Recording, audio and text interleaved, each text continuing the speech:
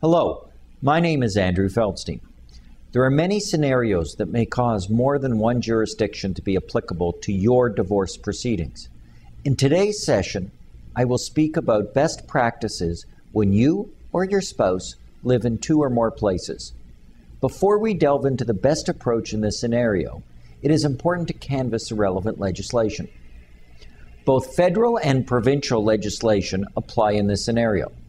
Section 3 of Canada's Divorce Act dictates that a court in a province has jurisdiction to hear a divorce proceeding if either spouse has been ordinarily resident in the province for at least 1 year immediately preceding the start of the court action.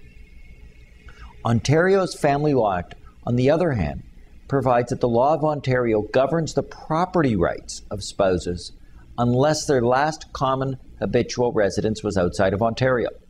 In that instance, the internal law of the previous place of residence governs.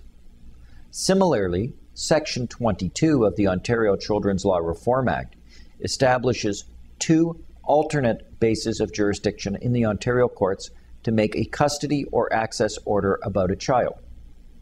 First, a court must be satisfied that the child was habitually resident in Ontario at the start of the application. If the court is not satisfied that this was the case, the court may nevertheless exercise its jurisdiction if the following 6 conditions are met. First, the child must be physically present in Ontario. Second, there must be substantial evidence concerning the best interests of the child available in Ontario.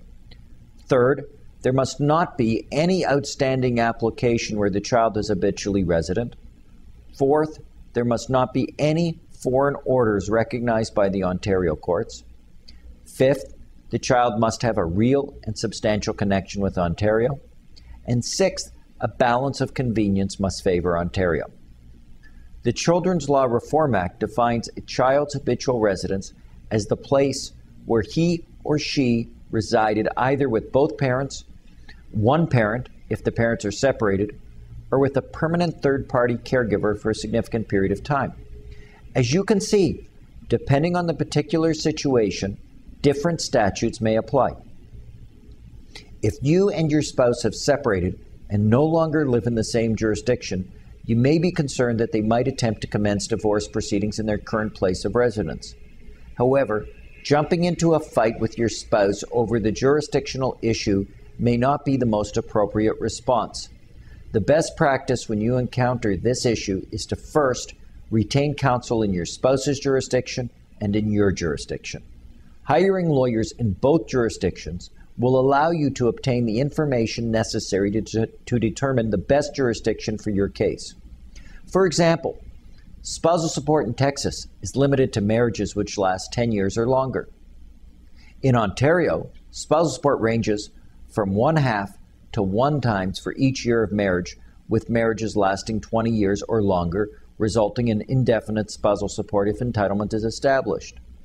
So, if your spouse commences an application for spousal support in Texas and you live in Ontario, you may actually benefit from a foreign court order. You should not automatically assume that the law of the foreign jurisdiction will disadvantage you. That is why it is important to obtain the advice of a lawyer in that jurisdiction and to do the appropriate research and determine which jurisdiction may serve you best. When dealing with jurisdictional issues, it is important to remember that jurisdictional arguments are more legal-based than anything else in family law. For instance, in Ontario, decisions regarding the custody and access of children are made solely on the basis of the best interest of the child. However, where a jurisdictional issue concerns a child, the best interest of the child does not apply.